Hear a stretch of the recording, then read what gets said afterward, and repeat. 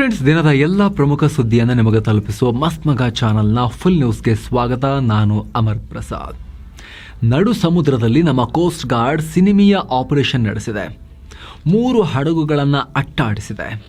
ಇತ್ತ ದೇವರ ಸ್ವಂತ ನಾಡು ಅಂತ ಟೂರಿಸಂ ಕ್ಯಾಂಪೇನ್ ಮಾಡೋ ಕೇರಳದಲ್ಲಿ ಮತ್ತೊಮ್ಮೆ ಸಾವಿರಾರು ಸ್ಫೋಟಕಗಳು ಈರುಳ್ಳಿ ಲಾರಿ ಒಳಗಡೆ ಸಿಕ್ಕಿದಾವೆ. ಇದೇ ಕೇರಳದಲ್ಲಿ ಕರ್ನಾಟಕದ ಉದ್ಯಮಿಯೊಬ್ಬರ ಸಿನಿಮೀಯ ಆದರೆ ದುರಂತ ಅಂತ್ಯ ಆಗಿದೆ. ಈ ನಡುವೆ ಅಮೆರಿಕ, ಪಾಕಿಸ್ತಾನ ಮತ್ತು ಚೀನಾದ ಮುಖಕ್ಕೆ ಹೊಡೆಯೋ ಹಾಗೆ ಒಂದು ಸ್ಟ್ರಾಂಗ್ ಮೆಸೇಜ್ ಪಾಸ್ ಮಾಡಿದೆ. ಎಲ್ಲ ಬೆಳವಣಿಗೆಗಳ ಬಗ್ಗೆ ಒನ್ ಬೈ ಒನ್ ನೋಡ್ತಾ ಹೋಗೋಣ. ಮೊದಲಿಗೆ ಕರಾವಳಿಯಿಂದ ನಾವು ಶುರು ಮಾಡೋಣ ಸ್ನೇಹಿತರೆ. ಅರಬ್ಬಿ ಸಮುದ್ರದಲ್ಲಿ ಕರಾವಳಿ ಕಾವಲು ಪಡೆ ದೊಡ್ಡ ಕಾರ್ಯಾಚರಣೆ ಮಾಡಿದೆ. ಮುಂಬೈ ಸಮೀಪ ಕದ್ದು ತೈಲ ಸಾಗಿಸ್ತಾ ಇದ್ದ 3 ಹಡಗುಗಳನ್ನು ಸೀಸ್ ಮಾಡಿದೆ. ಹಾಗಂತ ಸಾಮಾನ್ಯ ಕಾರ್ಯಾಚರಣೆಯಲ್ಲ, ಇದು sea air network centred operation ಅಂತ ಕೋಸ್ಟ್ ಗಾರ್ಡ್ ಹೇಳಿದೆ. ಅಂದರೆ ಈ ಕಾರ್ಯಾಚರಣೆಯಲ್ಲಿ ಕೋಸ್ಟ್ ಗಾರ್ಡ್ನ ಹಡಗುಗಳೊಂದಿಗೆ ವಿಮಾನಗಳು ಕೂಡ ಕಾರ್ಯಾಚರಣೆ ಮಾಡಿವೆ. ಮೇಲಿಂದ ವಿಮಾನ, ಕೆಳಗಿಂದ ಸ್ಪೀಡ್ ಬೋಟ್ ಇಬ್ಬರು ಸೇರ್ಕೊಂಡು ಹಿಡಿದು ಹಾಕಿದ್ದಾರೆ.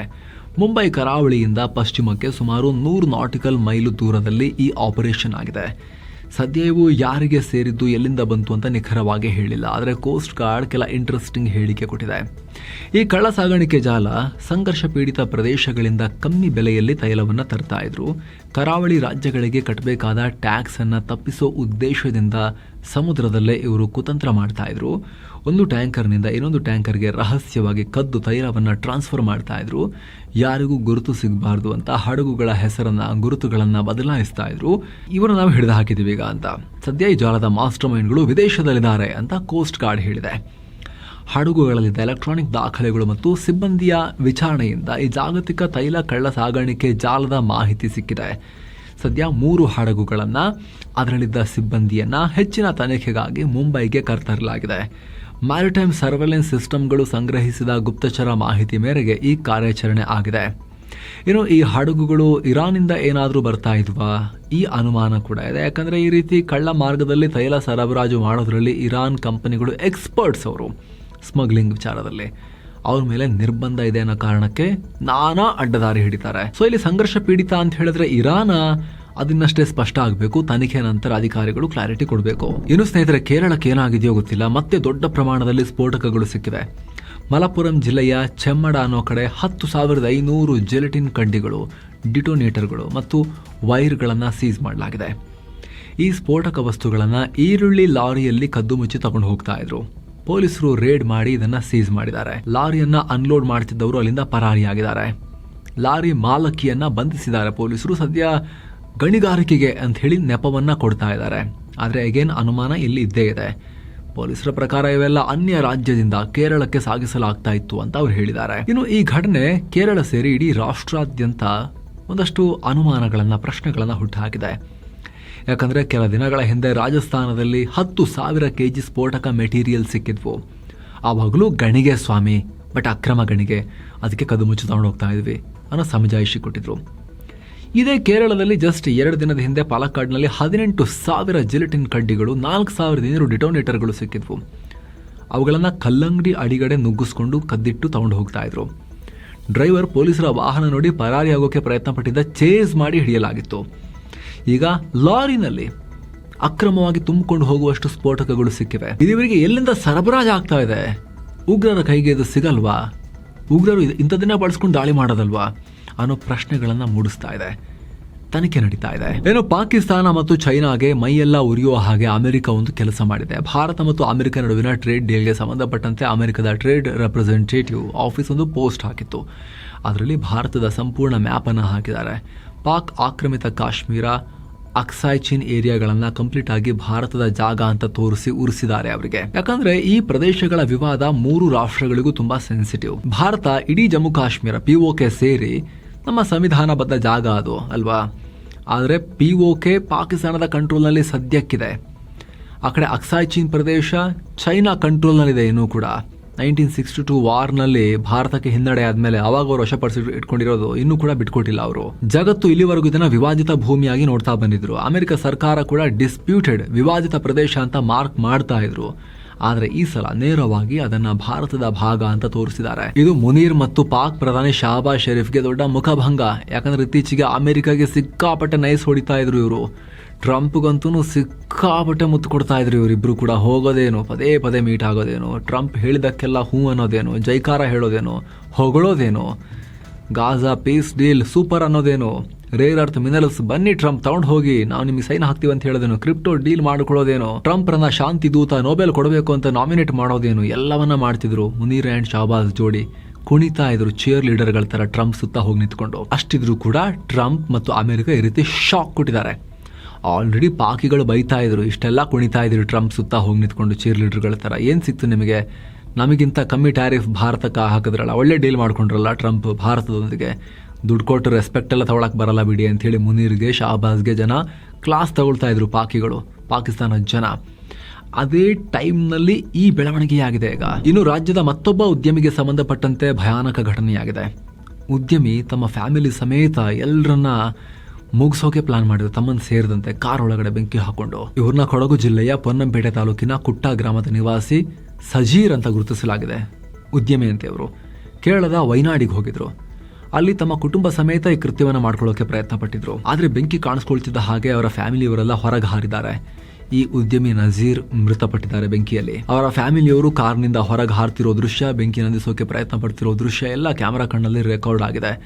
ಫ್ಯಾಮಿಲಿಯವರಿಗೆ ಗಾಯಗಳಾಗಿವೆ, ಅವ್ರ ಪತ್ನಿಗೆ ಸ್ವಲ್ಪ ಗಾಯಗಳಾಗಿವೆ, ಅವರು ಆಸ್ಪತ್ರೆಯಲ್ಲಿ ಚಿಕಿತ್ಸೆ ಪಡಿತಾ ಇದ್ದಾರೆ. ಇವರ ಈ ಕೃತ್ಯಕ್ಕೆ ದುಡ್ಡಿನ ವಿಚಾರ ಕಾರಣ ಅಂತ ಹೇಳಲಾಗ್ತಿದೆ. ಸಜೀರ್ ವ್ಯಾಪಾರ ಮಳಿಗೆಗಳನ್ನ ಹೊಂದಿದ್ರಂತೆ, ಮಾಲೀಕರಾಗಿದ್ರಂತೆ. ವೈನಾಡು ಮೂಲದ ಬಾಪು ಅನ್ನೋರಿಗೆ 20 ಲಕ್ಷ ರೂಪಾಯಿ ಸಾಲ ಕೊಟ್ಟಿದ್ರು. ಆದ್ರೆ ಎಷ್ಟು ಕೇಳಿದ್ರು ದುಡ್ಡನ್ನು ವಾಪಸ್ ಕೊಡ್ತಾ ಇರಲಿಲ್ಲ ಅಂತ ನೊಂದು ಈ ತರ ಮಾಡ್ಕೊಂಡಿದ್ದಾರೆ ಅಂತ. ಅದು ಕೂಡ ಎಲ್ಲಿ, ವೈನಾಡಲ್ಲಿರೋ ಈ ಸಾಲ ತಗೊಂಡಿದ್ದ ಬಾಪು ಅನ್ನೋ ವ್ಯಕ್ತಿಯ ಮನೆ ಮುಂದೆ ನಿಂತ್ಕೊಂಡು ಆ ಕಾರ್ನಲ್ಲಿ ಕೆಲಸವನ್ನ ಮಾಡಿದ್ದಾರೆ ಅಂತ. ಈ ಕೃತ್ಯ ಮಾಡೋ ಮುನ್ನ ಅವರು ವಿಡಿಯೋ ರೆಕಾರ್ಡ್ ಕೂಡ ಮಾಡಿದ್ದಾರೆ. ಇದಕ್ಕೆಲ್ಲ ಬಾಪುನೇ ಕಾರಣ ಅಂತೆಲ್ಲ ಹೇಳಿದ್ದಾರೆ. ಸದ್ಯ ಸಂಬಂಧ ಮಾನಂದವಾಡಿ ಪೊಲೀಸ್ ಸ್ಟೇಷನ್ ಅಲ್ಲಿ ಪ್ರಕರಣ ದಾಖಲಾಗಿದೆ. ಪೊಲೀಸರು ತನಿಖೆ ಶುರು ಮಾಡಿದ್ದಾರೆ. ಜಸ್ಟ್ 1 ವಾರದ ಹಿಂದಷ್ಟೇ ಉದ್ಯಮಿ ಸಿಜೆ ರಾಯ್ ಅವ್ರದ್ದು ಏನಾಯ್ತು ಅಂತ ನೀವು ನೋಡಿದಿರಿ, IT ರೇಡ್ ಸಂದರ್ಭದಲ್ಲಿ ಏನಾಯ್ತು ಅಂತ ಹೇಳಿ. ಈಗ ಈ ಸಜೀರ್ ಅವರು ಸರದೆ ಭಯಾನಕ ರೀತಿಯಲ್ಲಿ ಕೆಲಸವನ್ನು ಮಾಡ್ಕೊಂಡಿದ್ದಾರೆ. ಸಿನಿಮೀಯ ನಂಬಲ ಸಾಧ್ಯ ಅಂತ ಕೃತ್ಯವನ್ನು ಮಾಡ್ಕೊಂಡಿದ್ದಾರೆ ಇವರು. ಏನು ಭಾರತ ಅಮೆರಿಕ ನಡುವಿನ ಟ್ರೇಡ್ ಡೀಲ್ಗೆ ಸಂಬಂಧಪಟ್ಟಂತೆ ವಾಣಿಜ್ಯ ಮಂತ್ರಿ ಪಿಯೂಷ್ ಗೋಯಲ್ ಮಹತ್ವದ ಮಾಹಿತಿ ಕೊಟ್ಟಿದ್ದಾರೆ. ಮುಖ್ಯವಾಗಿ ಭಾರತದಿಂದ ಅಮೆರಿಕಗೆ ರಫ್ತಾಗೋ ಯಾವ್ಯಾವ ವಸ್ತುಗಳಿಗೆ 0 ಟ್ಯಾರಿಫ್ ಇರುತ್ತೆ ಅನ್ನೋ ಲಿಸ್ಟ್ ಅನೌನ್ಸ್ ಮಾಡಿದ್ದಾರೆ. ರತ್ನ ಮತ್ತು ಆಭರಣಗಳು, ಏರ್ಕ್ರಾಫ್ಟ್ ಪಾರ್ಟ್ಸ್ ಮತ್ತು ಔಷಧಗಳ ಮೇಲಿನ ತೆರಿಗೆ 0ಕ್ಕೆ ಇಳಿಯುತ್ತೆ. ಹಾಗೆ ನಮ್ಮ ಟೀ, ಚಹಾ, ಕಾಫಿ, ಕೊಬ್ಬರಿ ಎಣ್ಣೆ, ಕೆಲ ಹಣ್ಣುಗಳು, ಮಸಾಲೆ ಪದಾರ್ಥ, ಕೆಲ ಬೇಕರಿ ಪದಾರ್ಥಗಳಿಗೆ ಯಾವುದೇ ಟ್ಯಾಕ್ಸ್ ಇರಲ್ಲ. ಸ್ಮಾರ್ಟ್ ಫೋನ್ಗಳ ಮೇಲೂ 0 ಟ್ಯಾರಿಫ್ ಮುಂದುವರಿಯುತ್ತೆ. ಅನೇಕ ತರಕಾರಿ, ಹಣ್ಣು ಹಂಪಲಿಗೂ ಟ್ಯಾರಿಫ್ 0 ಆಗಿರುತ್ತೆ ಅಂತ ಹೇಳಿದ್ದಾರೆ. ಇದೆಲ್ಲದರಿಂದಾಗಿ ನಮ್ಮ ರಫ್ತುದಾರರಿಗೆ ಸಾವಿರಾರು ಕೋಟಿ ರೂಪಾಯಿ ಉಳಿತಾಯ ಆಗುತ್ತೆ. ಮೇಡ್ ಇನ್ ಇಂಡಿಯಾ ವಸ್ತುಗಳಿಗೆ ಅಮೆರಿಕದಲ್ಲಿ ಡಿಮಾಂಡ್ ಹೆಚ್ಚುತ್ತೆ. ರೈತರ ಹಿತದೃಷ್ಟಿಯಿಂದ ಅನುಕೂಲ ಆಗುತ್ತೆ ಅಂತ ಪಿಯೂಷ್ ಗೋಯಲ್ ಹೇಳಿದ್ದಾರೆ. ಇನ್ನು ಈ ಅಗ್ರಿಮೆಂಟ್ ಅಡಿಯಲ್ಲಿ ಅಮೆರಿಕದ ಕೆಲವೊಂದು ಪ್ರಾಡಕ್ಟ್ಗಳು ಕೂಡ ಇನ್ನು ಮುಂದೆ ನಮ್ಮ ರಾಷ್ಟ್ರಕ್ಕೆ ಯಾವುದೇ ಸುಂಕ ಇಲ್ಲದೆ ಎಂಟ್ರಿ ಕೊಡಲಿವೆ.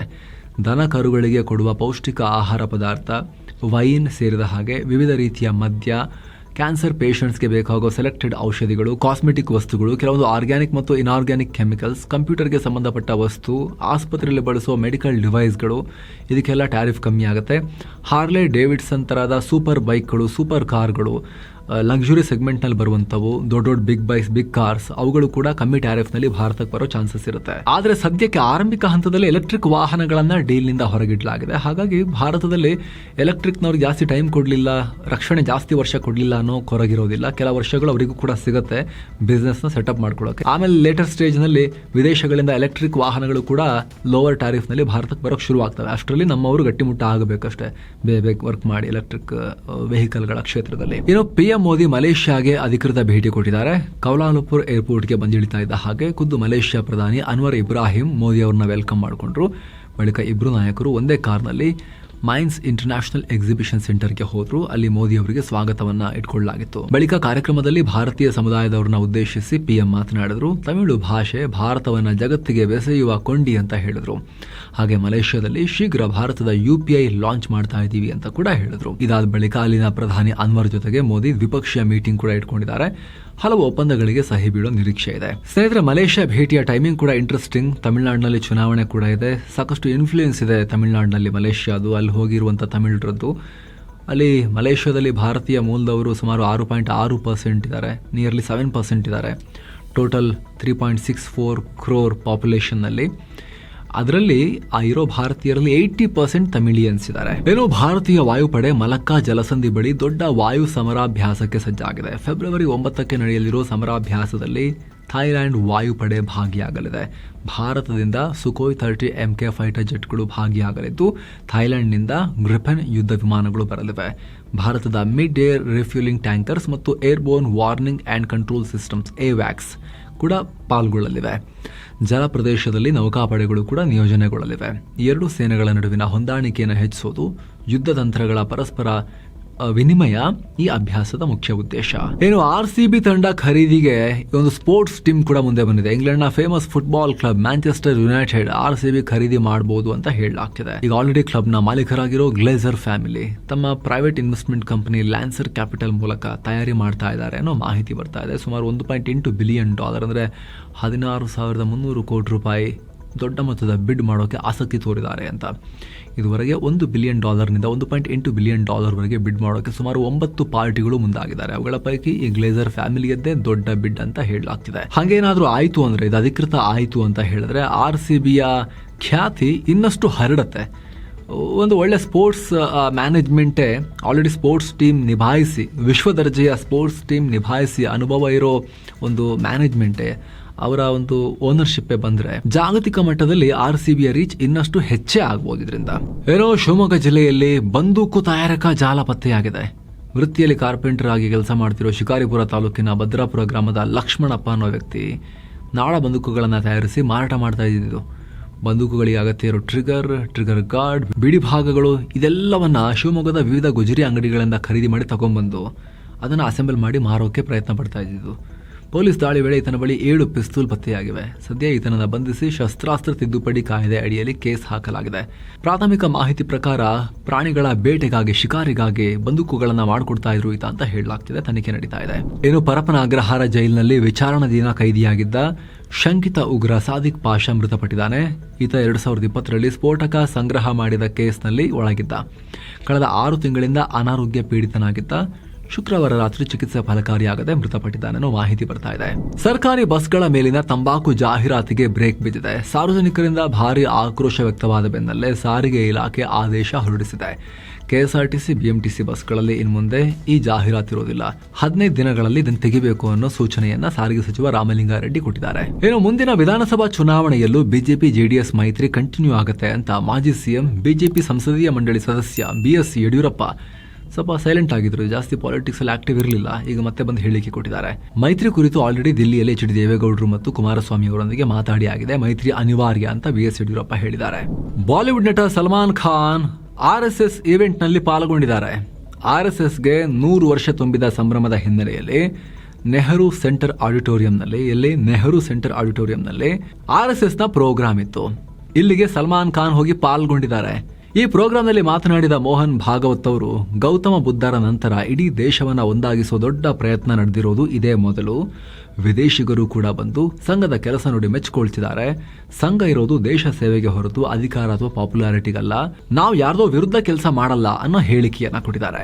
ಇನ್ನು ಸ್ನೇಹಿತರೆ, ಕೇವಲ 18,700 ರೂಪಾಯಿಯಲ್ಲಿ ರಾಮೇಶ್ವರಂ, ಕನ್ಯಾಕುಮಾರಿ, ಅನಂತ ಪದ್ಮನಾಭ ಸ್ವಾಮಿ ಸೇರಿ ಸೌತ್ ಇಂಡಿಯಾ ಟ್ರಿಪ್ ಹಿರಿಯ ನಾಗರಿಕರಿಗೆ ಸ್ಪೆಷಲ್ ಕೇರ್ನೊಂದಿಗೆ. ಆಸಕ್ತರು ಕಾಲ್ ಮಾಡಿ ನಿಮ್ಮ ಟಿಕೆಟ್ ಬುಕ್ ಮಾಡಿ ಹೋಗಿ ಬರ್ಬೋದು. ಇನ್ನು ಸುಪ್ರೀಂ ಕೋರ್ಟ್ ಗರ್ಭಧಾರಣೆ ವಿಚಾರವಾಗಿ ಮಹತ್ವದ ಆದೇಶ ಹೊರಡಿಸಿದೆ. ಅಂಡರ್ ಏಜ್ ಯುವತಿಗೆ 30 ವಾರಗಳ ಗರ್ಭಧಾರಣೆಯನ್ನ ಅಂತ್ಯಗೊಳಿಸೋಕೆ ಅನುಮತಿ ಕೊಟ್ಟಿದೆ. ಯಾವುದೇ ಸ್ತ್ರೀಗೆ ಆಕೆಯ ಇಚ್ಛೆಗೆ ವಿರುದ್ಧವಾಗಿ ಗರ್ಭಧಾರಣೆಯನ್ನ ಮುಂದುವರಿಸುವಂತೆ ಫೋರ್ಸ್ ಮಾಡೋ ಹಾಗಿಲ್ಲ ಅಂತ ಹೇಳಿದೆ. ಈ ಕೇಸ್ ಬಾಂಬೆ ಹೈಕೋರ್ಟ್ ಮೆಟ್ಟಿಲೇರಿತ್ತು. ತನ್ನ ಸ್ನೇಹಿತನಿಂದ ಈ ಯುವತಿ ಗರ್ಭಿಣಿಯಾಗ್ಬಿಟ್ಟಿದ್ರಂತೆ. ಆದರೆ ಆಕೆಗಿದು ಇಷ್ಟ ಇರಲಿಲ್ಲ. ಫೋರ್ಸ್ಫುಲಿ ಬಾಂಬೆ ಹೈಕೋರ್ಟ್ನಲ್ಲಿ ಅರ್ಜಿ ಹಾಕಿದ್ರು. ಬಾಂಬೆ ಹೈಕೋರ್ಟ್ ಇದಕ್ಕೆ ಒಪ್ಪಿರಲಿಲ್ಲ. ಮಗುವನ್ನು ಹೆತ್ತು ಬೇಕಿದ್ರೆ ದತ್ತು ಕೊಡಿ ಅಂತ ಸೂಚನೆಯನ್ನು ಕೊಟ್ಟಿದ್ರು. ಸುಪ್ರೀಂ ಕೋರ್ಟಿಗೆ ಹೋಗಿದ್ರು. ಈಗ ಸುಪ್ರೀಂ ಕೋರ್ಟ್ ಗರ್ಭಧಾರಣೆಯ ಅಂತ್ಯಕ್ಕೆ ಅವಕಾಶ ಕೊಟ್ಟಿದೆ. ಯುವತಿ ತಾಯಿ ಆಗೋದು ಬಿಡೋದು ಆಕೆಯ ವೈಯಕ್ತಿಕ ಹಕ್ಕು. ಇಷ್ಟ ಇಲ್ಲದೆ ಆಕೆಗೆ ಫೋರ್ಸ್ ಮಾಡೋ ಹಾಗಿಲ್ಲ ಅಂತ ಜಸ್ಟಿಸ್ BV ನಾಗರತ್ನ ಅವರ ಪೀಠ ಆದೇಶವನ್ನು ಹೊರಡಿಸಿದೆ. ನಕ್ಸಲ್ ನಿಗ್ರಹ ಕಾರ್ಯಾಚರಣೆಯಲ್ಲಿ ಮಹಾರಾಷ್ಟ್ರದ ಗಡ್ಚಿರೋಲಿಯಲ್ಲಿ ಮತ್ತೆ 7 ನಕ್ಸಲರನ್ನ ಎನ್ಕೌಂಟರ್ ಮಾಡಲಾಗಿದೆ. ಇದರಲ್ಲಿ top Naxal commander Gadchiroli division ಕಮಿಟಿಯ ಇನ್ಚಾರ್ಜ್ ಪ್ರಭಾಕರ್ ಅಲಿಯಾಸ್ ಲೋಕೇಟಿ ಚಂದರ್ ರಾವ್ ಕೂಡ ಇದ್ದಾನೆ. ಈತನ ತಲೆ ಮೇಲೆ 25 ಲಕ್ಷ ರೂಪಾಯಿ ಬಹುಮಾನ ಇತ್ತು. ಇನ್ನು ಛತ್ತೀಸ್ಗಢದಲ್ಲಿ ನಕ್ಸಲರ ದೊಡ್ಡ ಕೂಟವೇ ಸರೆಂಡರ್ ಆಗಿದೆ. ಬರೋಬ್ಬರಿ 51 ನಕ್ಸಲರು ಜೀವ ಭಯದಿಂದ ಬಂದು ಶರಣಾಗತಿಯಾಗಿದ್ದಾರೆ. 1.61 ಕೋಟಿ ರೂಪಾಯಿ ಬಹುಮಾನ ಇವರುಗಳ ತಲೆ ಮೇಲಿತ್ತು. ಜೆಫ್ರಿ ಎಪ್ಸ್ಟೀನ್ ಫೈಲ್ಸ್ ನಲ್ಲಿ ಈಗ ಉದ್ಯಮಿ ಅನಿಲ್ ಅಂಬಾನಿ ಹೆಸರು ತಳಕು ಹಾಕೊಂಡಿದೆ. ಹೊಸದಾಗಿ ಬಿಡುಗಡೆಯಾಗಿರೋ ದಾಖಲೆಗಳಲ್ಲಿ ಎಪ್ಸ್ಟೀನ್ ಮತ್ತು ಅನಿಲ್ ಅಂಬಾನಿ ನಡುವೆ ನಡೆದಿದೆ ಎನ್ನಲಾದ ಸಂಭಾಷಣೆ ಬಯಲಿಗೆ ಬಂದಿದೆ. ಅದರಲ್ಲಿ ಎಪ್ಸ್ಟೀನ್ ಅಂಬಾನಿಗೆ ನಿಮಗೆ ಸ್ವೀಡಿಷ್ ಹುಡುಗಿ ಬೇಕಾ ಅಂತ ಆಫರ್ ಕೊಟ್ಟಿದ್ದ. ಅದಕ್ಕೆ ಅನಿಲ್ ಅಂಬಾನಿ ಅರೇಂಜ್ ಮಾಡಿ ಅದನ್ನು ಅಂತ ಹೇಳಿರೋದು ರಿಪೋರ್ಟ್ನಲ್ಲಿದೆ ಅಂತ. 2017ರಿಂದ 2019 ನಡುವೆ ಇವರಿಬ್ಬರ ನಡುವೆ ನಿಕಟ ಸಂಪರ್ಕ ಇತ್ತು ಅಂತ ವರದಿಯಾಗಿದೆ. ಈ ಬಗ್ಗೆ ಅಂಬಾನಿ ಕಡೆಯಿಂದ ಇನ್ನೂ ಕೂಡ ಸ್ಪಷ್ಟನೆ ಬಂದಿಲ್ಲ. ಇನ್ನು ಸ್ನೇಹಿತರೆ, 2-3 ರಿಪೋರ್ಟ್ಸಲ್ಲಿ ಹಿಂದೆ ಕೂಡ ಕ್ಲಾರಿಫಿಕೇಶನ್ ಕೊಟ್ಟಿದ್ವಿ. ಆದರೂ ಕೂಡ ಪಾಲಿಟಿಕ್ಸ್ ನಡೀತಿರೋದ್ರಿಂದ PM ಮೋದಿ ಅವರ ಹೆಸರಿತ್ತಂತೆ ಹೌದಾ ಅಂತ ಕೇಳ್ತಿರೋದ್ರಿಂದ ಇನ್ನೊಮ್ಮೆ ಕ್ಲಾರಿಫಿಕೇಶನ್ ಕೊಡ್ತಾ ಇದ್ದೀವಿ. ಅದರಲ್ಲಿ PM ನರೇಂದ್ರ ಮೋದಿ ಅವರು ಇಸ್ರೇಲ್ಗೆ ಭೇಟಿ ಕೊಟ್ಟಂತಹ ವಿಚಾರಕ್ಕೆ ಸಂಬಂಧಪಟ್ಟಂತೆ ಅಫಿಷಿಯಲ್ ವಿಸಿಟ್ ಇಸ್ರೇಲ್ಗೆ ಹೋಗಿದ್ದಕ್ಕೆ ಸಂಬಂಧಪಟ್ಟಂತೆ ಎಪ್ಸ್ಟೀನ್ ಯಾರೊಂದಿಗೋ ಮಾತಾಡ್ತಿರೋದು, ಆ ಮೂಲಕ ಹೆಸರು ಬಂದಿರೋದು ಅಷ್ಟೇ ಇರೋದು. ಅದನ್ನು ಹೊರತುಪಡಿಸಿ ಎಪ್ಸ್ಟೀನ್ ಫೈಲ್ಸ್ನಲ್ಲಿ ಭಾರತದ ಪ್ರಧಾನಮಂತ್ರಿ ಕೆಟ್ಟ ರೀತಿಯಲ್ಲಿ, ಅದು ಈ ಲೈಂಗಿಕ ಚಟುವಟಿಕೆಗಳಲ್ಲೆಲ್ಲ ಪಾಲ್ಗೊಂಡಿರೋ ರೀತಿಯಲ್ಲಿ, ಕಾಂಪ್ರಮೈಸ್ ಆಗಿರೋ ರೀತಿಯಲ್ಲಿ ಯಾವುದೇ ಉಲ್ಲೇಖ ಇಲ್ಲ. ಭಾರತದ ಪ್ರಧಾನಿ ಇಸ್ರೇಲ್ಗೆ ಭೇಟಿ ಕೊಟ್ಟ ಅಫಿಷಿಯಲ್ ವಿಸಿಟ್ಗೆ ಸಂಬಂಧಪಟ್ಟಂತೆ ಜೆಫ್ರಿ ಎಪ್ಸ್ಟೀನ್ ಯಾರೊಂದಿಗೂ ಕಮ್ಯುನಿಕೇಟ್ ಮಾಡ್ತಿರೋದ್ರಲ್ಲಿ ಮೆನ್ಷನ್ ಮಾಡಿರೋ ಆ ನ್ಯೂಸನ್ನು ಅದಷ್ಟೇ ಬಂದಿರೋದು. ಸದ್ಯಕ್ಕೆ ಅಷ್ಟೇ ಮಾಹಿತಿ ಇರೋದು. ಈ ಪರ್ಟಿಕ್ಯುಲರ್ ವಿಚಾರದಲ್ಲಿ ಭಾರತದ ಪ್ರಧಾನಿಯ ಹೆಸರು ಕೆಟ್ಟ ರೀತಿಯಲ್ಲಿ ಉಲ್ಲೇಖ ಆಗಿದೆ, ಅವರು ಎಪ್ಸ್ಟೀನ್ ಜೊತೆ ಕೆಟ್ಟ ಚಟುವಟಿಕೆಗಳಲ್ಲಿ ಪಾಲ್ಗೊಂಡಿದ್ರು ಅಂತ ಹರಿದಾಡ್ತಿರೋದು ಫೇಕ್ ನ್ಯೂಸ್. ಸದ್ಯಕ್ಕೆ ಅದಕ್ಕೆ ಯಾವುದೇ ಆಧಾರ ಇಲ್ಲ. ಹಿಂಗೆ ಹೇಳಿದ ತಕ್ಷಣ ಬಿಜೆಪಿ ಪರ ಅಂತ ಮೊನ್ನೆ ನರೇಂದ್ರ ಮೋದಿ ಅವ್ರದ್ದು PM ಸ್ಕೀಮ್ ಅಲ್ಲ PM ಸ್ಕ್ಯಾಮ್ ಅಂತ ನಾವು ರಿಪೋರ್ಟ್ ಮಾಡಿದ್ವಿ. ನೇರವಾಗಿ ಯಾರು ಹೇಳಿರಲಿಲ್ಲ, ನಾವು ಹೇಳಿದ್ವಿ ಓಪನ್ ಆಗಿ. ಕಾಂಗ್ರೆಸ್ ಪಾರ್ಟಿ ರಾಹುಲ್ ಗಾಂಧಿ ಕೂಡ ಅದನ್ನು ಹೈಲೈಟ್ ಮಾಡ್ತಾ ಇಲ್ಲ, ಮಾಡಬೇಕಾಗಿರೋ ವಿಚಾರನ. ಸ್ಕಿಲ್ ಇಂಡಿಯಾದಲ್ಲಿ ಆಗಿರೋ ಸ್ಕ್ಯಾಮ್ ವಿಚಾರಕ್ಕೆ ಸಂಬಂಧಪಟ್ಟಂತೆ ದೇಶದ 14,000 ಕೋಟಿ ರೂಪಾಯಿ ದುಡ್ಡು PM ನಿಮ್ಮ ಹೆಸರಲ್ಲಿರೋ ಸ್ಕೀಮ್ ನೀವೇ ರೆಸ್ಪಾನ್ಸಿಬಲ್ ಅಂತ ನಾವು ಹೇಳಿದ್ವಿ ಆ ವರದಿಯಲ್ಲಿ. ಆವಾಗ ಕಾಂಗ್ರೆಸ್ ಪರ ಅಂತ ಕೆಲವರು ಬಂದಿದ್ರು. ಸೊ ಇದು ನಮಗೇನು ಅಫೆಕ್ಟ್ ಮಾಡೋದಿಲ್ಲ. ನೀವು ಆ ರೀತಿ ಮಾಡಿದಷ್ಟು ಕೂಡ, ಎಲ್ಲರೂ ಅಲ್ಲ, ಕೆಲವರು ಇದ್ದಾರೆ ಅದರಲ್ಲಿ. ರಾಜಕೀಯ ಪಕ್ಷಗಳ ದಾಸರಂತೆ ಬದುಕ್ತಿರೋ ಜನರಿಗೆ ಅವರಿಗೆ ಸತ್ಯ ಯಾವತ್ತೂ ಕಾಣೋದಿಲ್ಲ. ಅವ್ರಿಗೆ ಏನಂದರೆ ಒಟ್ಟಲ್ಲಿ ಅವ್ರ ಪಾರ್ಟಿ ಪರವಾಗಿ ಬಹಳ ಖುಷಿಯಾಗಿರುವ, ಅದು ಎಂಥ ಕೆಟ್ಟದೇ ಇರಲಿ, ಅವ್ರ ಫ್ಯಾಮಿಲಿಗೆ ಆ ಪಾರ್ಟಿಯಿಂದ ಅನ್ಯಾಯ ಬೇಕಾದ್ರೆ ಆಗ್ತಿರಲಿ, ಅವ್ರು ಆ ಪಾರ್ಟಿಗೆ ಜಯಂತಿರ್ತಾರೆ. ಅವ್ರ ಮನೆಗೆ ಅನ್ಯಾಯ ಆಗ್ತಿರಲಿ, ಅವ್ರು ಆ ಪಾರ್ಟಿಗೆ ಜಯಂತಿರ್ತಾರೆ. ಅಂಥವ್ರಿಗೆ ನಮಗೆ ಸಂಬಂಧ ಇಲ್ಲ. ನಾವು ಸದ್ಯಕ್ಕೆ ರಾಜಕೀಯದಲ್ಲಿ ಇಲ್ಲ, ನ್ಯೂಸನ್ನು ರಿಪೋರ್ಟ್ ಮಾಡೋ ಕೆಲಸದಲ್ಲಿ ಇದ್ದೀವಿ, ಅದನ್ನು ಮಾಡ್ತಾ ಇರ್ತೀವಿ ಅಷ್ಟೇ. ಸುಮ್ಮನೆ ಯಾರ್ದೋ ಬಗ್ಗೆ ಕೆಟ್ಟದಾಗಿ ಹೇಳಬೇಕು, ಪಾಲಿಟಿಕ್ಸ್ ಮಾಡಬೇಕು, ನಾವು ಮಾಡಲ್ಲ. ಸುಮ್ಮನೆ ಯಾರ್ದೋ ಬಗ್ಗೆ ಒಳ್ಳೇದು ಹೇಳಬೇಕು, ಸುಮ್ಮನೆ ಹೇಳಬೇಕು, ಅದನ್ನು ಕೂಡ ನಾವು ಮಾಡೋದಿಲ್ಲ. ಇರೋದನ್ನು ರಿಪೋರ್ಟ್ ಮಾಡ್ತಿರ್ತೀವಿ. ಹುಟ್ಟಿಸ್ಕೊಂಡು ಏನೋ ಹೇಳಕ್ ಆಗೋದಿಲ್ಲ ನಮ್ಮ ಕೈಲಿ. ಇನ್ನು 2026ರ ICC T20 ವಿಶ್ವಕಪ್ ಶುರುವಾಗಿದೆ. ಭಾರತ ಮತ್ತು ಶ್ರೀಲಂಕಾ ಜಂಟಿಯಾಗಿ ಆತಿಥ್ಯ ವಹಿಸಿವೆ. ಒಟ್ಟು 20 ತಂಡಗಳು ಕಣಕ್ಕಿಳಿದಿವೆ. ಶನಿವಾರ ಅಂದರೆ ಮೊದಲ ದಿನವೇ 3 ಪಂದ್ಯಗಳಿವೆ. ಮಧ್ಯಾಹ್ನ ಲಂಕಾದ ಕೊಲಂಬೋದಲ್ಲಿ ಪಾಕ್ ಮತ್ತು ನೆದರ್ಲ್ಯಾಂಡ್ ನಡುವೆ ಉದ್ಘಾಟನಾ ಪಂದ್ಯ ಆಯಿತು. ಈ ಮ್ಯಾಚ್ನಲ್ಲಿ ನೆದರ್ಲ್ಯಾಂಡ್ ಕೊಟ್ಟಿದ್ದ 147 ರನ್ಗಳ ಟಾರ್ಗೆಟ್ ಅನ್ನು ಪಾಕ್ 19.3 ಓವರ್ಗಳಲ್ಲಿ 7 ವಿಕೆಟ್ ಕಳ್ಕೊಂಡು ಕೊನೆ ಕ್ಷಣದಲ್ಲಿ ಜಯಗಳಿಸಿತು. ಇನ್ನು ಕೋಲ್ಕತ್ತಾದಲ್ಲಿ ವೆಸ್ಟ್ ಇಂಡೀಸ್ ಸ್ಕಾಟ್ಲೆಂಡ್ ನಡುವೆ 2ನೇ ಮ್ಯಾಚ್ ನಡೀತು. ಆ ಮ್ಯಾಚ್ನ ಸ್ಟೇಟಸ್ ಕೂಡ ನೀವು ಇಲ್ಲಿ ನೋಡ್ತಾ ಇದ್ದೀರಿ. ಇನ್ನು ಭಾರತ ಅಮೆರಿಕ ನಡುವೆ ಮುಂಬೈನಲ್ಲಿ 3ನೇ ಪಂದ್ಯ ನಡೀತಾ ಇದೆ. ಫುಲ್ ನ್ಯೂಸ್ ರೆಕಾರ್ಡ್ ಆಗೋ ಟೈಮ್ಗೆ ಅದರ ಸ್ಟೇಟಸ್ ಕೂಡ ಈ ರೀತಿಯಾಗಿದೆ ಸ್ನೇಹಿತರೆ. ಇನ್ನೊಂದು ಕಡೆ ಭಾರತದ ವಿರುದ್ಧ ನಾವು ವಿಶ್ವಕಪ್ನಲ್ಲಿ ಆಡಲ್ಲ ಅಂತ ಹೇಳಿ ನಾಟಕ ಮಾಡಿದ್ದ ಪಾಕ್ ಈಗ ಯೂ ಟರ್ನ್ ಹೊಡೆದಿದೆ. ನೀವು ಭಾರತದ ವಿರುದ್ಧ ಲೀಗ್ ಮ್ಯಾಚ್ ಆಡದೇ ಇದ್ರೆ ಸ್ಯಾಂಕ್ಷನ್ಸ್ ಎದುರಿಸಬೇಕಾಗುತ್ತೆ ಅಂತ ICC ವಾರ್ನಿಂಗ್ ಕೊಟ್ಟಿತ್ತು. ಹೀಗಾಗಿ ಈಗ ಪಾಕ್ ಸಮಸ್ಯೆ ಬಗೆಹರಿಸಿಕೊಳ್ಳೋ ಬಗ್ಗೆ ICCನ ಕಾಂಟ್ಯಾಕ್ಟ್ ಮಾಡಿ ಮಾತುಕತೆಗೆ ಹಿಂಬಾಗಿಲ ಪ್ರಯತ್ನ ಮಾಡ್ತಿದೆ ಅನ್ನೋ ಮಾಹಿತಿ ಬರ್ತಾ ಇದೆ ಈಗ. ಇನ್ನು ಓಲಾ, ಉಬರ್ ಮತ್ತು ರ್ಯಾಪಿಡೋ ಡ್ರೈವರ್ಸ್ ಇವತ್ತು ಮುಷ್ಕರ ಮಾಡಿದ್ರು. ಇದರಿಂದ ಮುಂಬೈ, ಪುಣೆ, ದಿಲ್ಲಿ ಮತ್ತು ಬೆಂಗಳೂರಲ್ಲಿ ಟ್ರಾವೆಲ್ ಮಾಡೋಕೆ ಜನರಿಗೆ ಸ್ವಲ್ಪ ಅಡಚಣೆ ಉಂಟಾಯಿತು, ಡಿಲೇ ಆಯಿತು. ಬೆಳಗ್ಗೆಯಿಂದಲೇ ಡ್ರೈವರ್ಗಳು ಕೆಲಸ ನಿಲ್ಲಿಸಿದ್ರಿಂದ ಕೆಲ ಕಡೆ ಕ್ಯಾಬ್ ರೇಟ್ಸ್ ಗಗನಕ್ಕೇರಿದ್ವು. ಪುಣೆ ಮತ್ತು ಮುಂಬೈನಲ್ಲಿ ಇದರ ಎಫೆಕ್ಟ್ ಜಾಸ್ತಿ ಇತ್ತು. ಬೆಂಗಳೂರಿನ ವಿಚಾರಕ್ಕೆ ಬಂದರೆ ಸ್ವಲ್ಪ ಸಿಗ್ತಾ ಇದ್ವು, ಕ್ಯಾಬ್, ಊಬರ್, ಪಾರ್ಸೆಲ್ ಎಲ್ಲ ಸಿಗ್ತಾ ಇದ್ವು, ಸ್ವಲ್ಪ ಲೇಟ್ ಆಗ್ತಾ ಇತ್ತು, ಕ್ವಿಕ್ ಆಗಿ ಸಿಗ್ತಾ ಇರಲಿಲ್ಲ. ಇನ್ನು ಫೋರ್ಬ್ಸ್ ಪ್ರಪಂಚದ ಅತಿ ಶಕ್ತಿಶಾಲಿ ಮಹಿಳೆಯರ ಪಟ್ಟಿಯನ್ನು ರಿಲೀಸ್ ಮಾಡಿದೆ. ಅದರಲ್ಲಿ ಭಾರತದ ಹಣಕಾಸು ಮಂತ್ರಿ ನಿರ್ಮಲಾ ಸೀತಾರಾಮನ್ 24ನೇ ರ್ಯಾಂಕ್ ಪಡೆದಿದ್ದಾರೆ. HCL ಕಾರ್ಪೊರೇಷನ್ನ CEO ರೋಶ್ನಿ ನಡಾರ್ ಮಲ್ಹೋತ್ರಾ 76ನೇ ಸ್ಥಾನದಲ್ಲಿದ್ದರೆ. ಬಯೋಕಾನ್ ಫೌಂಡರ್ ಕಿರಣ್ ಮಜುಮ್ದಾರ್ ಶಾ 83ನೇ ಪ್ಲೇಸ್ನಲ್ಲಿದ್ದಾರೆ. ಜಾಗತಿಕವಾಗಿ European commission president Ursula von der Leyen number 1 ಪ್ಲೇಸ್ನಲ್ಲಿದ್ದಾರೆ. ಯುರೋಪಿಯನ್ ಸೆಂಟ್ರಲ್ ಬ್ಯಾಂಕ್ನ ಪ್ರೆಸಿಡೆಂಟ್ ಕ್ರಿಸ್ಟಿನ್ ಲಗಾಡಿ 2ನೇ ಸ್ಥಾನ ಪಡೆದಿದ್ದಾರೆ. ಜಪಾನ್ನ ಮೊದಲ ಮಹಿಳಾ ಪ್ರಧಾನಮಂತ್ರಿ ಸನೆ ತಕಚಿ 3ನೇ ಸ್ಥಾನದಲ್ಲಿದ್ದಾರೆ. ಇಟಲಿಯ ಜಾರ್ಜಿಯಾ ಮೆಲನಿ 4ನೇ ಪ್ಲೇಸ್ನಲ್ಲಿದ್ದಾರೆ. ಇನ್ನು ರಿಲಯನ್ಸ್ ಇಂಡಸ್ಟ್ರೀಸ್ನ FMCG subsidiary company Reliance consumer products limited ದೊಡ್ಡ ಡೀಲ್ ಮಾಡಿದೆ. ಆಸ್ಟ್ರೇಲಿಯಾದ famous health drink company Goodness ಗ್ರೂಪ್ನಲ್ಲಿ 75% ಮೆಜಾರಿಟಿ ಸ್ಟೇಕ್ಸ್ ಅನ್ನು ಖರೀದಿ ಮಾಡಿದ್ದಾರೆ. ಈ ಮೂಲಕ ರಿಲಯನ್ಸ್ ಆಸ್ಟ್ರೇಲಿಯನ್ ಮಾರ್ಕೆಟ್ಗೂ ಕೂಡ ಎಂಟ್ರಿ ಕೊಟ್ಟಿದೆ. ಇದಕ್ಕಾಗಿ ಸುಮಾರು $25.4 ಮಿಲಿಯನ್ ಆಸ್ಟ್ರೇಲಿಯನ್ ಡಾಲರ್ಸ್ ಅಂದರೆ ಅಂದಾಜು $16.6 ಮಿಲಿಯನ್ ಬಂಡವಾಳ ಹಾಕಿದ್ದಾರೆ. ಇನ್ನು SBIನ Q3 ರಿಸಲ್ಟ್ಸ್ ಈ ಸಲ 21,028 ಕೋಟಿ ಅಂದರೆ 24% ರೈಸ್ ಆಗಿದೆ. ಪ್ರಾಫಿಟ್ ಬ್ಯಾಂಕ್ ಜನರಿಗೆ ಕೊಟ್ಟಿದೆ ಕೊಟ್ಟಿರೋ ಸಾಲ 15% ಹೆಚ್ಚಾಗಿದೆ. ಡೆಪಾಸಿಟ್ ಕೂಡ ಜಾಸ್ತಿ ಆಗಿದೆ. ಸೊ ಫ್ರೆಂಡ್ಸ್, ಇದಾಗಿತ್ತು ಇವತ್ತಿನ ಫುಲ್ ನ್ಯೂಸ್. ನಾವು ಕುಯ್ದಿಲ್ಲ, ಎಳೆದಿಲ್ಲ, ಕಿರ್ಚಾಡಿಲ್ಲ, ಬರೀ ಸುದ್ದಿಯ ರೀತಿಯಲ್ಲಿ ತಲುಪಿಸುವ ಪ್ರಯತ್ನವನ್ನು ಮಾಡಿದ್ದೀವಿ. ನಿಮಗೆ ಇಷ್ಟ ಆಗ್ತಾ ಇದ್ದರೆ ದಯವಿಟ್ಟು ವಿಡಿಯೋ ಕೆಳಗಿರೋ ಜಾಯಿನ್ ಬಟನ್ ಮೂಲಕ ನೀವು ಕೂಡ ಮಸ್ತ್ ಮಗ ಪ್ರೀಮಿಯಂ ಮೆಂಬರ್ ಆಗ್ಬೋದು. ಆನಂತರ ಎಲ್ಲ ಮೆಂಬರ್ ಓನ್ಲಿ ವೀಡಿಯೋಸನ್ನು ನೀವು ಕೂಡ ನೋಡೋಕೆ ಶುರು ಮಾಡ್ಬೋದು. ಅಷ್ಟು ಮಾತ್ರ ಅಲ್ಲ, ಇದರಿಂದ ನೀವು ನಮ್ಮ ತಂಡದ ಕೆಲಸಕ್ಕೆ ಬೆಂಬಲ ಕೊಟ್ಟಂತೇನೂ ಆಗುತ್ತೆ. ಆಸಕ್ತರು ಕನ್ಸಿಡರ್ ಮಾಡಿ. Thank you so much. ಮತ್ತೆ ಭೇಟಿ ಆಗ್ತಿರೋಣ. ನಮಸ್ತೆ.